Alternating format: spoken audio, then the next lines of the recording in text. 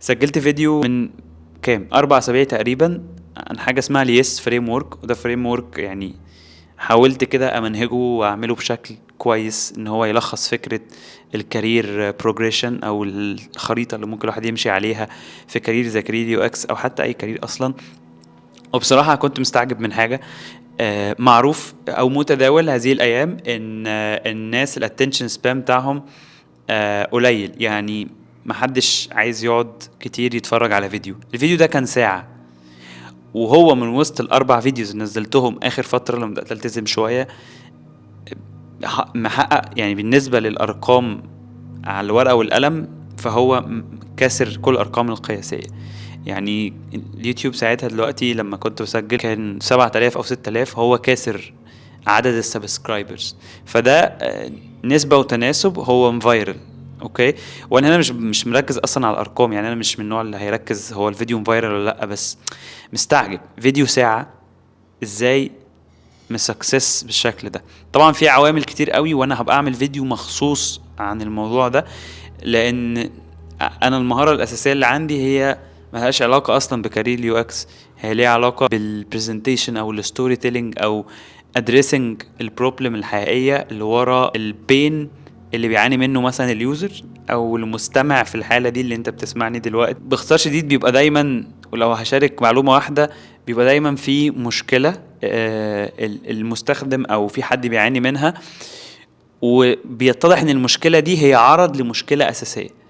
لما الفيديو يتناول المشكلة الاساسية، او لما الابليكيشن بتاعك يتناول المشكلة الاساسية، او لما الرسالة التسويقية بتاعتك تتناول المشكلة الاساسية، هنا بتكون في حاجة مختلفة. طبعا الموضوع ده مش براجماتي، يعني مش دايما لما تدرس المشكلة الأساسية انت هتنجح ان انت تفايرل او هتنجح ان انت تحقق هدفك من اليوزر. احيانا تحتاج تروح تديله الاول حل للعرض المشكلة عشان يجيلك وتاتراكته، وده يأكت از حاجة اسمها ماجنت ليد، اللي هو يعني فكرة انه في حاجة بتجذب الشخص اللي انت عايز تجذبه. يعني لو بتكلمه بلغته ماشي، مش دي مشكلتك، خد حلها هو. فهو على الاقل يبقى عارفك وجالك، وبعد كده تقدم له حل المشكله الاساسيه. يمكن انا مش ماشي على النهج ده خالص، انا يعني منهجيتي شويه لونج تيرم، بس في تفاصيل كتير قوي هو زي الحاجات اللي انا بتكلم فيها دي. انا بصراحه برضو عايز اشارككم الم بعاني منه في حته اليوتيوب وحش في حته ايه، ان الدردشه اللي هي في behind the scenes دي بحس ان هي محتاجه هات وخد شويه، عايزه كونفرزيشن، عايزه ناس قدامي. انا ده دلوقتي بكلم نفسي حرفيا، بكلم الكاميرا، حاسس في حاجه غلط، انا شايف عدسه، يعني انا مش شايفكم. ف... ففي كلام كتير قوي، زائد ان انا دايما بتنقل في مواضيعي ما بين 6 7 مواضيع عشان اربط فكره واحده بس، بكونكت دوتس كتير قوي. فاليوتيوب بيخليني حاجه من حاجه من اتنين، لما بعمل مواضيع كتير بتضايق لما العنوان يبقى مش عارف اسمي ايه، مع اني عنوان فيهم واني حاجه فيهم، ويا اما يحرجمني في حته واحده ولازم اتكلم فيها، فما بعرفش اعمل كده بصراحه. انا بتكلم ده على الملأ وبقول يعني ده مشكله عندي. المهم نخش في موضوع النهارده، علشان ده فيديو صاحب الموضوع الواحد، ويا رب يطلع فيديو كويس. زمان كنا بنسمع فكرة انت شبه اقرب 5 ليك او اكتر 5 من اصحابك. الكلام ده كان زمان حقيقي فعلا، لان احنا كنا عايشين شوية مع اصحابنا، مع الناس اللي في الشارع، حتى في شغلنا، يعني كنا مركزين مع بعض اكتر على ارض الواقع. يعني الموضوع ده دلوقتي مش حاصل. اللي حاصل دلوقتي ان احنا على طول ماسكين الموبايل 24 ساعة تقريبا قاعدين عليه، وعلاقاتنا كلها بتدرايف نفسها من هنا، وبعد كده بتنزل على ارض الواقع احيانا يعني.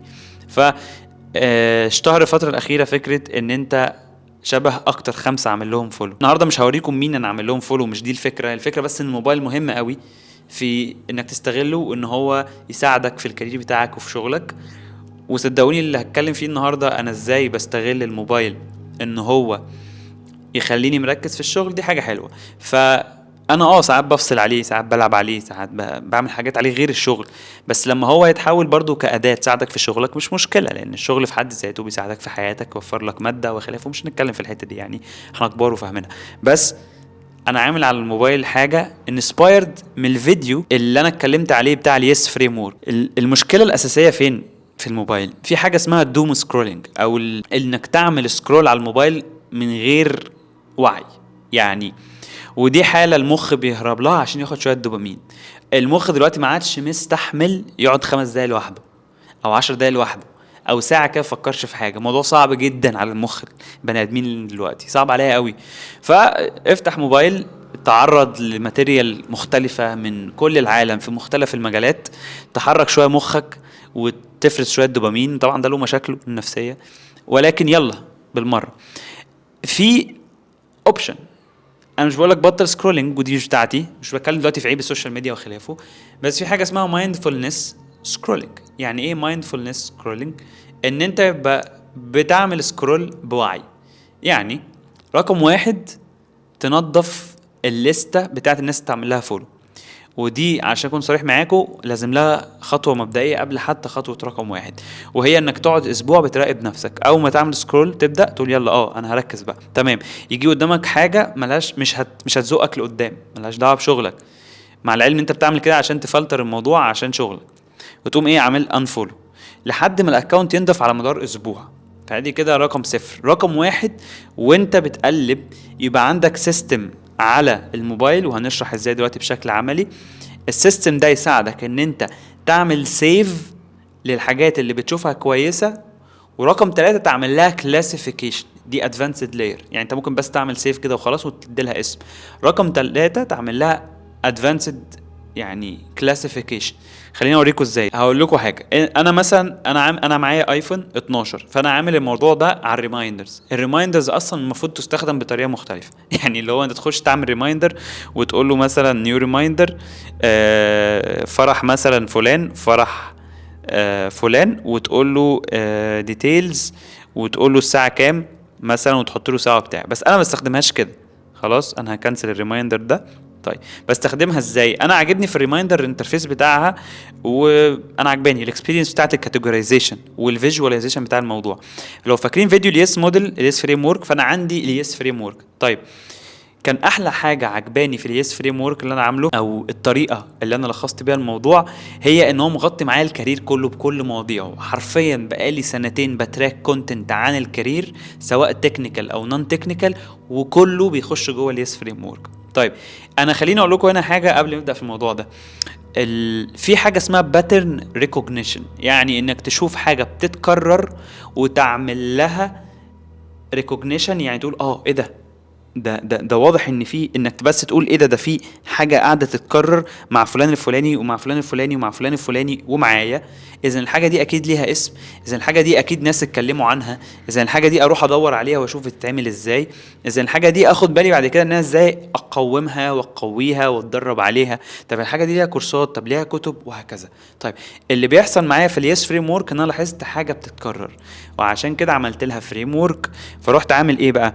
رحت جايب في يس فريم ورك، لو فاكرين يس فريم ورك اختصار واي اي اس اس، فهتلاقوا communication with yourself, communication with employer, communication with stakeholder, communication with society. فكده الاربعه سيستمز قدامي. فمثلا في الكوميونيكيشن with yourself، لو حد شفت كونتنت عن السيلف اويرنس او السكيل ماتشنج، او ازاي تاسس نقاط قوتك ونقاط ضعفك، او ازاي تعمل اختبار شخصيه، بص كميه مواضيع تحت الموضوع ده، فانا حاطط كل الكلام ده. فمثلا في حاجه زي 10 دروس بتبدا بالسيلف اويرنس، الريد كار ثيوري والسيلف اويرنس، فانا حاطط هنا كونتنت كل ما اشوفه ببقى واعي ان ده هيفيدني في حته معينه، فاقوم سحبه وحاطه. فبقيت عامل وانا بسيرش وانا بسكرول مثلا في انستجرام، انا مش بسكرول عشان يعني الهي نفسي، حتى لو هلهي نفسي كده فانا بلهي نفسي حتى بطريقه مفيده شويه نسبيا يعني. فاول ما اشوف حاجه ملهمه اقول دي هتروح في الكلاسيفيكيشن الفلاني، دي هتروح في الحته الفلانيه، دي هتروح في الحته الفلانيه. بقيت اكني قاعد بعمل سيرش، اكني قاعد على جوجل. الموضوع ده على فكره متعب لدرجه ان هو بيتعبني بسرعه، فبقوم سايب الموبايل خلاص، انا مش عايز اسكرول تاني لمجرد ان انا اشوف حاجات مش هتخش في كلاسيفيكيشن. فاللي مش هيخش في كلاسيفيكيشن مش مفيد، فبقوم مقلبه على طول. انت فاهم قصدي؟ في موضوع تاني اقوم مقلبه على طول طالما انا قاعده بعمل فيها مايندفولنس سكرولينج. شفت حد مثلا كان مشاير حاجه من كتاب زي حديث نفس، في كتاب اسمه حديث نفس كانت مشاركه من عبد الرحمن، بكتب الموضوع كله حرفيا، بخش اعمل نيو ريمايندر، بكتب الموضوع بيفكرني بايه، فمكتب مثلا بيرسوناليتي تيست، حاجه كانت عجباني والتيست ده جديد مثلا، فاكتب نوت عنه نيو ومثلا اخترعوه 2023، واقوم عامل كده وانزل تحت واقوم حاطط اليو ار ال هنا، ببقى انا هناك عامل كوبي اليو ار ال. طيب دي الطريقه اللي انا بتبعها. مثلا الكوميونيكيشن ويز امبلوير، انا في التواصل مع الشخص اللي بيعيني حاطط لينكد ان وتويتر والسي في كلهم نصايحهم كلها في مكان واحد، وحاطط البورتفوليو ديزاين كلها نصايحها في مكان واحد، وحاطط الكيس ستادي ريديزاين برضو نصايحها في مكان واحد. ولو عندي حاجات زي الانترفيو سكيلز بما اني برضو عامل فيها كورس، فبرضو حاطط نصايحهم في مكان واحد.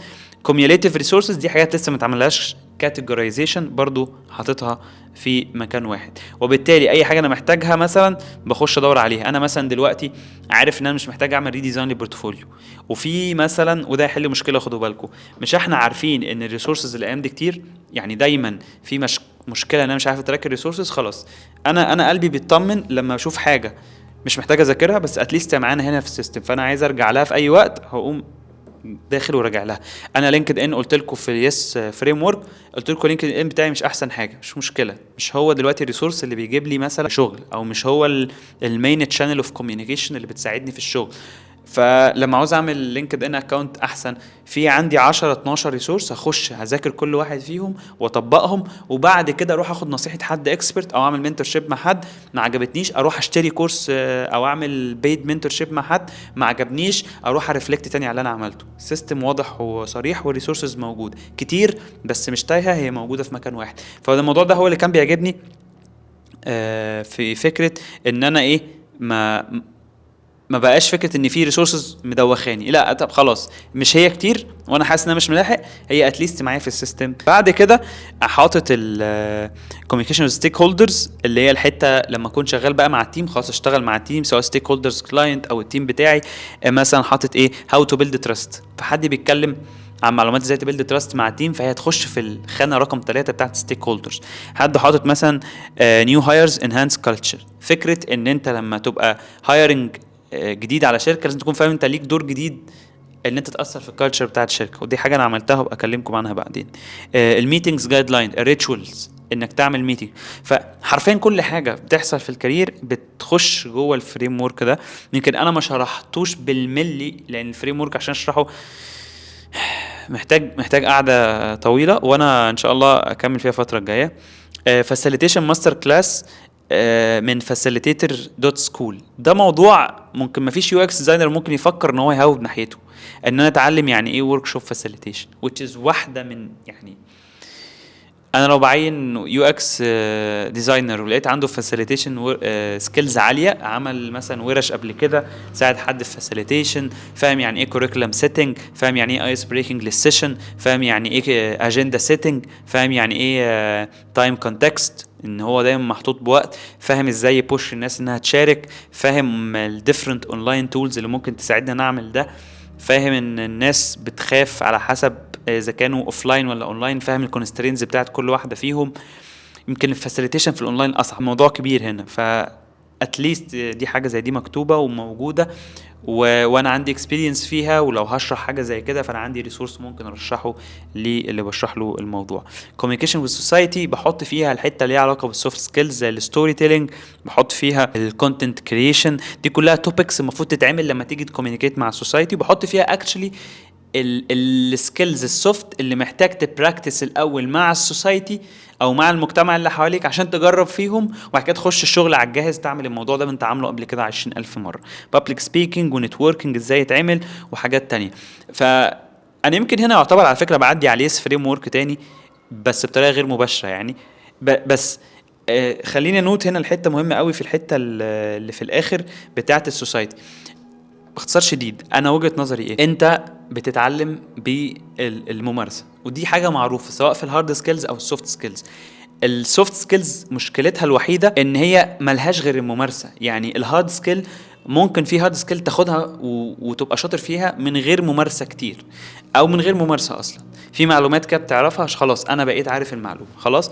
انا هنا مش بقلل من الهارد سكيل وبقلل من اهميتها، بس السوفت سكيلز لو ما تمارستش هي مش موجوده. هي انت اصلا لو قعدت من هنا للصبح اقول لك الكوميونيكيشن انواعه فيربال ونون فيربال والاكتيف ليسننج تعمله ازاي، انت حرفيا صفر بجد، او تحت الصفر كمان، ما حصلش اي حاجه. soft skills is made to be practiced، يعني هي معموله ليتم ممارستها. الكلمه دي برضو خداعه في حاجه، ان انت لازم تكون فاهم يعني ايه ممارسه. ممارسه يعني مش ان انت برضو طب خلاص انا هعمل دلوقتي هتواصل، ما انت عشان تتواصل لازم تخلق الكونتكست او البيئه اللي هتتواصل فيها. طيب فهتلاقي ان في مجهود زياده غير مجهود السوفت سكيل نفسه لازم يتعمل عشان تعرف تعملها.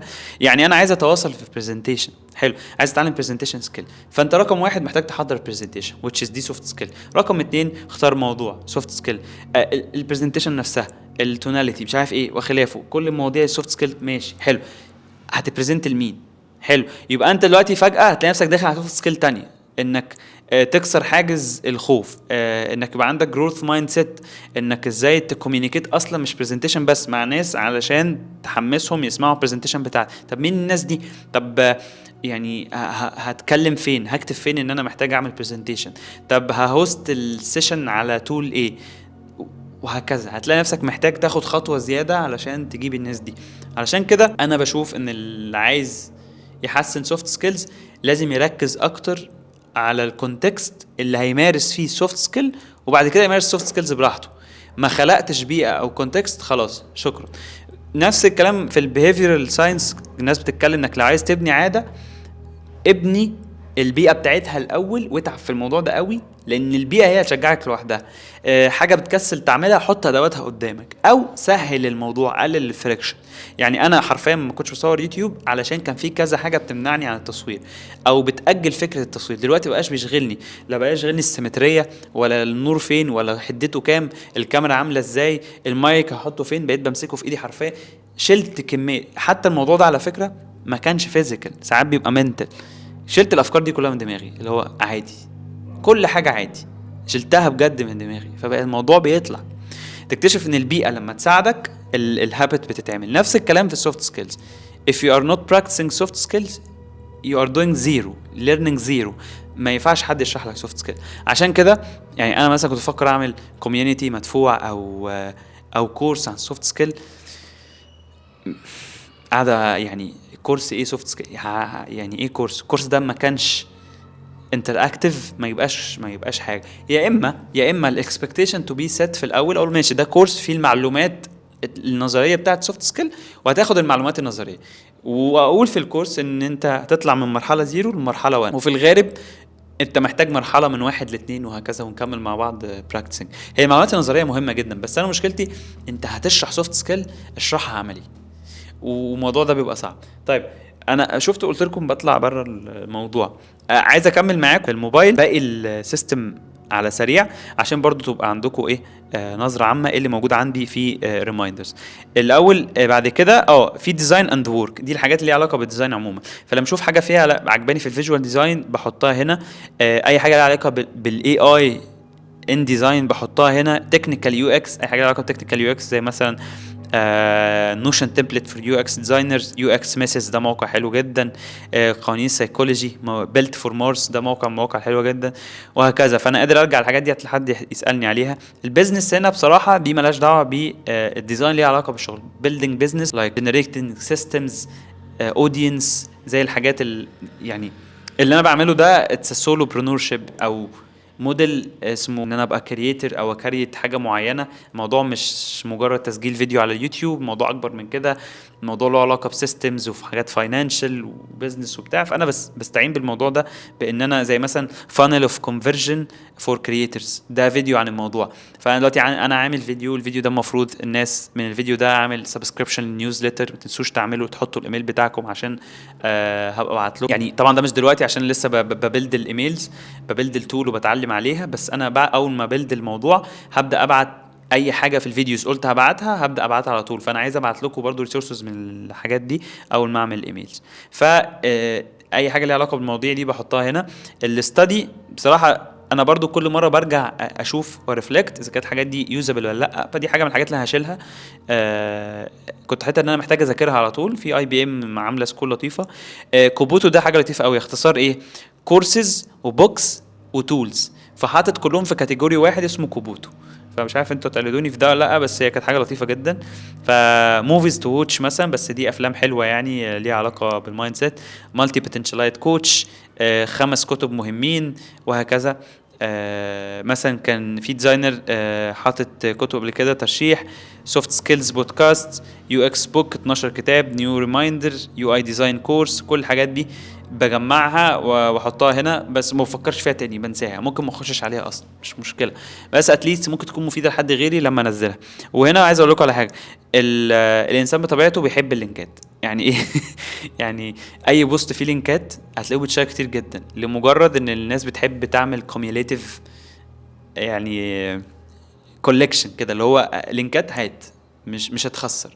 فحتى في يعني انا سالت كونتنت كريترز او ناس بتاعت السوشيال ميديا، طلعوا فاهمين الموضوع ده، فاهمين الناس بتحب الموضوع ده. فلو عايز يعني توصل لريتش كبير، بعيدا يعني من غير ما تكويشن الريتش ده فاليد ولا مش فاليد، حط بوست فيه لينك، دي حاجه فاليد جدا يعني. دي طبعا لا يقلل من الموضوع في شيء، بس دي حقيقة، يعني الناس بتحب اللينكات. بعد كده كل حاجة عن الكونتنت كريشن، انا عندي بس تاب واحدة: كريترز تو موك. اقصد بيها هم فيهم 51 واحد. انا بشوف كرييترز او بشوف ناس شاطره في كذا مجال تاني، مش بس في الديزاين، فالناس دي بتلهمني سواء بطريقه كلامها، ترتيبها للمواضيع، بالهوكس اللي بيحطوها وهكذا. فانا ببقى عندي كريتورز مختلفين، وبكتب لنفسي اعمل زي ده، مثلا اعمل زي الكريتور ده. كريتور فريم ورك بتاعه كويس جدا. في ديزاينرز كريتورز، ففي حد عامل لينكد ان بوست عن الديزاينرز كريتورز، فمحتاج اكون عارفهم وخلافه. طيب بعد كده انا عامل اورجنايز مي، دي حاجه انا، دي حاجات بكريتها كده اون ذا سبوت، ببقى محتاج ارتبها واحطها في كاتيجوريز، هي لسه مش مترتبه.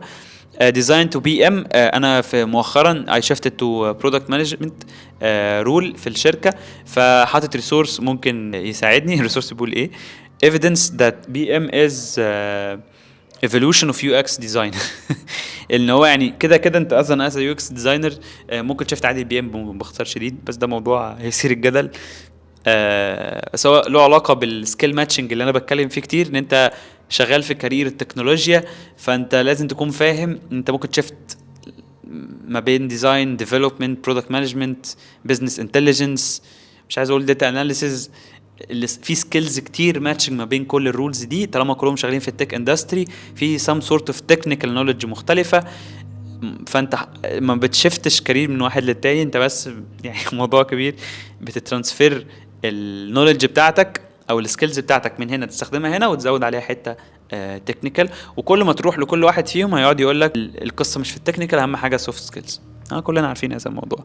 ده بوك علشان انا كنت محتاج اعمل كتاب عن اليو اكس، او عن موضوع معين في اليو اكس له علاقه بالسيلف اويرنس ده. يعني انا قاصد اقوله كده على مضض في النص كده، لاني مش متاكد اذا كان ده هيحصل ولا لا. حتى انا شاركت مع الكوميونتي، دي حاجه اللي ممكن اتكلم عليها دلوقتي، ان انا بستخدم الموبايل في بيلدينج كوميونتي، مش هدفه انه يكون بتاعي، هدفه ان الكوميونتي ده يسبورت مي انا، ان هو يفاليديت الافكار اللي انا بقولها، اخد اراء معارضه او موافقه او شبه موافقه للحاجات اللي انا بقولها وبعملها. فانا بدات حتى كوميونتي دلوقتي فيه 7076 ممبر. انا بداته امتى الكوميونتي ده؟ خلينا نروح، ايوه دوس على التاريخ ده. بدأته في شهر يناير يعتبر، لا اهو 11، بس 11 دي نزلت كام بوست، وبعدين ريحت بقى وبدأت في يناير. بيجيب لنا هنا نزلت كل قد ايه. واضح ان انا مش منتظم جدا وما عنديش سكيدول واضح، واضح ان في ايام كانت زياده قوي وايام قليله قوي، بس حرفيا كان الهدف الاساسي بتاعي ان انا اللي بيجي في دماغي اسجله. مع الوقت بقى عندي بعض الخبرات اللي انا محتاج اشاركها، ومحتاجه فاليديت اذا كانت نافعه مع كل الناس ولا لا. يعني انا بشارك فعلا عشان فاليديشن، وفاليديشن ده معناه ايه؟ اشوف كم في المية موافق، كم في المية رافض، واللي رافض رافض ليه، بدون انحيازيه لمين بيقول الفكره. يعني ما يهمنيش حد يقول لي كلامك غلط، ما غلط، انا مش كلامي، لان انا كلامي ذات نفسه ممكن يتغير. ف زي ما انتم شايفين كان في ديسكشنز كتير قوي، وفي حاجات بيهايند ذا سينز بتحصل حتى قبل الفيديوهات انزلها، زي اللي موجوده هنا كده. اي افكار، اي ريسورسز، في برضو هتلاقوا اللينك على فكره في الديسكربشن تحت. انا حاطط في البين بوستس في حاجه اسمها فهرس اللايفات المفاجاه، يعني كنت بطلع لايف مفاجئ، ده برضو كان استغلال جاد للموبايل بصراحه. بيبقى في وقت فاضي وانا قاصد ان هو يكون مفاجئ، لان انا مش هقدر، ما كانش عندي الرفاهيه ان انا اخطط للايف وبتاع، واللي هو imperfect، يعني حاجه ما فيهاش بيرفكشنزم. اطلع قول اللي عندك، فاليديت بكل حريه. محدش انت يعني محدش بيقول ان اللي انت بتقوله لازم يبقى كله يبقى صح. بس خلي عندك القابلية ان انت يتم نقدك عادي جدا طالما لا يسيء لذاتك يعني. ففي هتلاقوا كام لايف؟ 21 لايف، اغلبهم ايه، مفيش حاجه فيهم عن اليو اكس عشان اكون صريح معاكم. بتكلم عن التكنيكال يو اكس، في عن ازاي نشتغل في مشاريع اليو اكس، في عن ازاي نليد المشروع بتاع اليو اكس، في عن بس ما شرحتش واير فريمز مثلا، ما شرحتش يوزر جيرني، ما شرحتش بيرسونا، ما شرحش الحاجات دي. ف شرحت حاجات زي ستوري تيلينج، شيفت كارير بروجريشن، لو مصمم يو اكس مبتدئ يعمل ايه، ازاي طورت البورتفوليو بتاعي مع الوقت، ايه خطتي اللي جايه. حرفيا كل لايف من دول اصلا المفروض يتعمل حلقه على اليوتيوب، مش حلقه، ده اللايف بيقعد ساعه، المفروض كل لايف هيبقى 4 حلقات. ودول 20، يعني في 20 اسبوع في 4، مش عارف السنه فيها كام اسبوع، ده في كميه حاجات عايزه تتصور يعني كتير جدا. فده كان بالنسبه لي احسن استغلال. واحسن استغلال بعد كده ان انا كان كل رساله من الناس بصراحه بتفيدني جدا، انا شاكر ليهم قوي في اللايف. فعمل حاجه اسمها بيبل تستمونيالز، وهي ان انا بفورورد على الجروب ده اي حاجه كويسه بتطلع من الناس. كمثلا محمود مثلا كان كلمني وقال لي يا رمضان انا عايز اعمل عايز اقدم على شغل بتاع الفتره دي، وبعت لي كيس ستادي على بيهانس، فخليته من الكيس ستادي بتاع بيهانس. هو دخل جروب اسمه الكرييترز، وكان برايفت جروب كده بعلم فيه الشباب ازاي يعني يقدموا على شغل صح او يعملوا بورتفوليو بشكل مختلف. وهو راح عامل ايه باختصار شديد، طلع من البروجكت الواحد بتاعه تقريبا 11 او 12 مقال على ميديم، واحد منهم جوت مثلا ببلشت تقريبا على واحده من المنصات المشهوره على ميديم. دي حاجه كانت عظيمه جدا. فانا بفورورد الموضوع كله على بيبل تستمونيالز. ودلوقتي بقى ده الكرييتور سكواد، ده السكواد اللي انا كنت بحط فيه الجروب اللي انا كنت بقول له ازاي يعمل بورتفوليوز بطريقه مختلفه وبتاع. ف باختصار شديد الموبايل تول وهميه ممكن تساعد اي حد ان هو يادفانس في الكارير بشكل كويس، لو هو خلينا نقول عنده نية ان هو يركز مع الباترنز اللي بتحصل حواليه ويكلاسيفاي الباترنز دي ويحط لها تايتلز، وبعد كده اي حاجة يشوفها يحطها تحت التايتلز دي. ده باختصار شديد كل الطريقة اللي بستخدم بيها الموبايل. عرفوني موبايلاتكم بتستخدموها ازاي، او عرفوني السيستمز اللي انتوا بتتابعوها، عرفوني الابليكيشنز اللي انتوا بتستخدموها عشان تسيفوا بيها اللينكات، جايز يكون الريمايندرز تجربته مش كويسة. واشوفكم في الفيديو اللي جاي. باي. ناخد بقى الثامبنيل.